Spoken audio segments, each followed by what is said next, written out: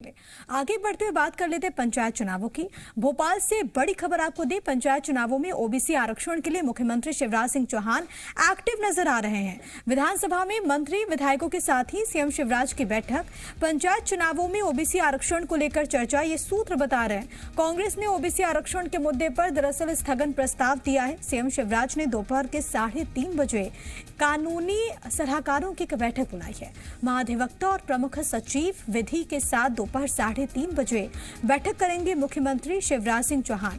तो विधानसभा में मीटिंग और उसके बाद 3:30 बजे को और बड़ी बैठक यहां पर बुलाई गई है कानूनी सलाहकारों की।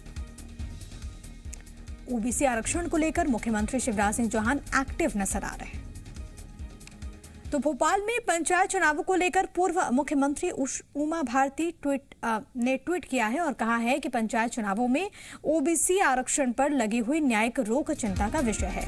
सीएम शिवराज सिंह चौहान से फोन पर चर्चा कर आग्रह किया है कि बिना ओबीसी आरक्षण के पंचायत चुनाव होना प्रदेश की 70% आबादी के साथ अन्याय होगा। साथ ही पूर्व मुख्यमंत्री उमा भारती ने यह भी लिखा कि इस मामले में मुख्यमंत्री शिवराज सिंह चौहान विधि विशेषज्ञों से परामर्श कर रहे हैं। उनका ये ट्वीट आपके टीवी स्क्रीन पर।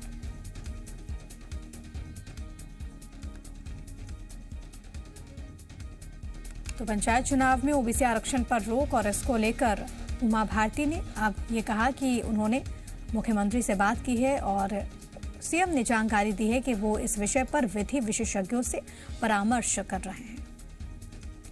ओबीसी आरक्षण के मुद्दे पर कांग्रेस ने पूर्व सीएम उमा भारती के बयान का समर्थन किया। पूर्व मंत्री जयवर्धन सिंह ने उमा भारती के बयान का समर्थन करते हुए कहा कि पंचायत चुनाव ओबीसी आरक्षण के साथ हो। जयवर्धन सिंह ने कहा कि कांग्रेस ने अब तक जो कहा है वही उमा भारती कह रहे हैं।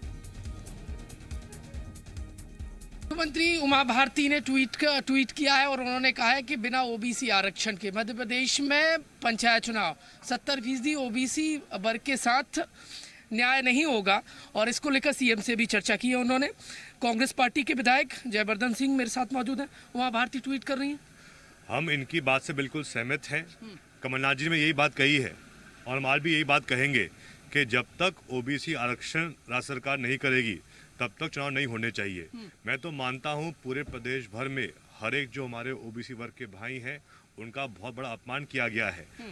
राष्ट्र की जिम्मेदारी थी भाजपा सरकार की कि जो सही आंकड़े ओबीसी वर्ग के हैं मध्य प्रदेश में वो उनको प्रस्तुत करने चाहिए थे सुप्रीम कोर्ट में। क्यों नहीं प्रस्तुत किए? ये जो ढीलापन इस भाजपा सरकार का है वही कारण है कि आज जो ओबीसी आरक्षित जो वार्ड थे पंच के, सरपंच के, जनपद के, जिला पंचायत के, वो स्थगित किए गए हैं। ये बहुत ही अफसोस की बात है।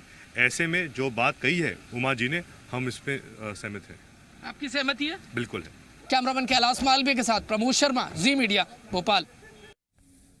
तो वहीं पंचायत चुनाव में ओबीसी आरक्षण को लेकर उमा भारती के ट्वीट पर गृह मंत्री नरोत्तम मिश्रा ने कहा कि उमा भारती पार्टी की वरिष्ठ नेता हैं और उनकी बात को पार्टी में निश्चित रूप से वजनदारी के साथ लिया जाता है।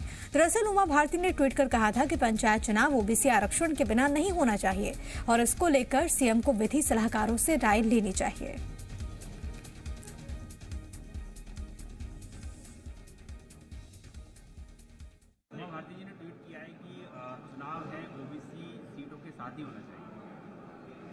हमारी वरिष्ठ नेता है और निश्चित रूप से उनकी बात को वजनदारी से लिया जाता है। मध्य प्रदेश में लंबे अरसे बाद हो रहा पंचायत चुनाव इस बार ओबीसी आरक्षण के फेर में फंसता हुआ दिख रहा है। पहले चुनाव आयोग ने सुप्रीम कोर्ट के निर्देश के बाद ओबीसी सीटों पर चुनाव होल्ड कर दिया। अब ओबीसी आरक्षण को लेकर देखिए, कांग्रेस बीजेपी में वार पलटवार जारी है। विधानसभा के शीतकालीन सत्र के पहले दिन कांग्रेस ने सदन में स्थगन प्रस्ताव दे दिया। कमलनाथ ने कहा कि ओबीसी आबादी के पक्ष में चर्चा बेहद जरूरी है। ओबीसी के साथ कुठाराघात बर्दाश्त नहीं किया जाएगा। वहीं कांग्रेस के स्थगन प्रस्ताव पर नगरीय प्रशासन मंत्री भूपेंद्र सिंह ने पलटवार किया और कहा कि कांग्रेस को स्थगन की जगह माफी प्रस्ताव लाना चाहिए। कांग्रेस ओबीसी के साथ धोखा कर रही है। कांग्रेस ओबीसी वर्ग के विरोध में है। ये लोग खुद कोर्ट जाते हैं और फिर सरकार पर आरोप लगाते हैं। हालांकि विधानसभा की कार्यवाही स्थगित हो चुकी है। सत्र के पहले दिन सदन में दिवंगत सदस्यों को श्रद्धांजलि दी गई। 3 नए विधायकों को शपथ दिलाई गई। कल सत्र के दूसरे दिन ओबीसी आरक्षण पर सदन में भारी हंगामा होने की संभावना है।